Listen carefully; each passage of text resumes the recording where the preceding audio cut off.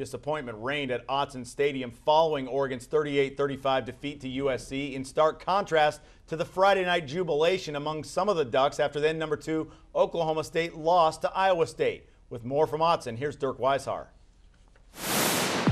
Chip Kelly's first loss at Autzen Stadium as head coach also ends Oregon's 19-game conference win streak. USC jumped out to a 38-14 lead in the third quarter on Oregon. The Ducks tried to climb back in it, but Alejandro Maldonado's 37-yard field goal attempt as time expired went wide left.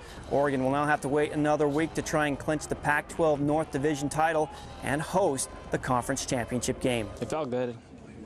Once I looked at my toe, or I felt my toe up, I just knew it. And I think we got too caught up with ourselves. Everybody talking about the championship and stuff, what's going to happen next. But we had to come out and play the game, and we ain't really play the game. We let the game get ahead of us. So, you know what I mean? We got to come out and be bigger than the situation next time. Our players was running around in the hallway, but I was laying in bed like I was really upset with them because we had a big game today, and they're acting like we didn't have any, we wasn't ready for any game or whatnot, so they was acting real childish about the situation. So Oregon's hopes at a shot at the BCS national title game are out the window, but the Rose Bowl is still out there. The Ducks will have to win the Pac-12 title game, of course, and defeat Oregon State at Autzen next week. Joked head coach Chip Kelly, "It's a rivalry game, right?" That's what I've been educated about in my 3 years here. Reporting from Autzen Stadium, I'm Dirk Weishar for Inside the Pac.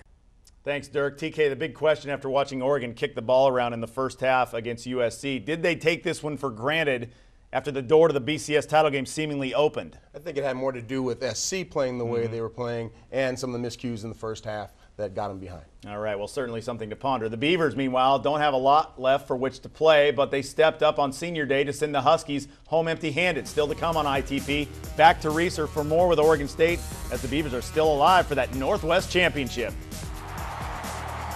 I just think a lot of guys, we know anything can happen at any time, and I just think we practice all week and guys just stay prepared and be ready to go. And I think that's showed a good example today.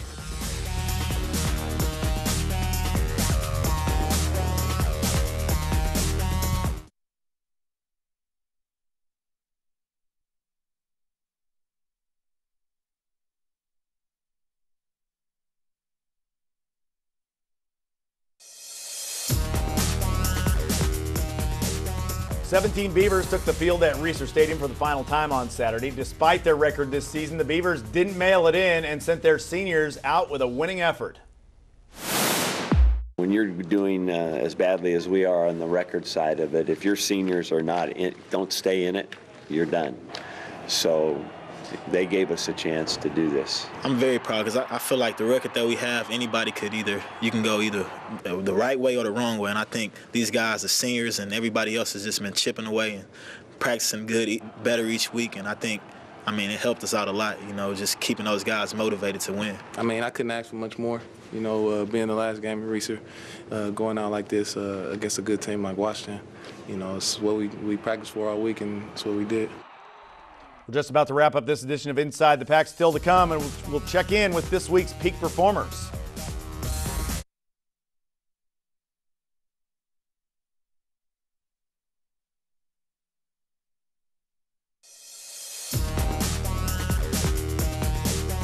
Time to pick sides as we head into Civil War week. One thing we can all agree on, though, it's time for Saturday Scholars. Yeah, a couple of weeks ago, Husky head coach Steve Sarkisian said he would draft Matt Barkley over Andrew Luck. Right or wrong, the Porsche or the Lamborghini conversation, but Barkley's stock is rising 26-34, 4 scores, 323 yards passing and Autzen to one of your guys, TK. It pains me to say it, my scholar goes to Marquise Lee, stud freshman receiver, true freshman.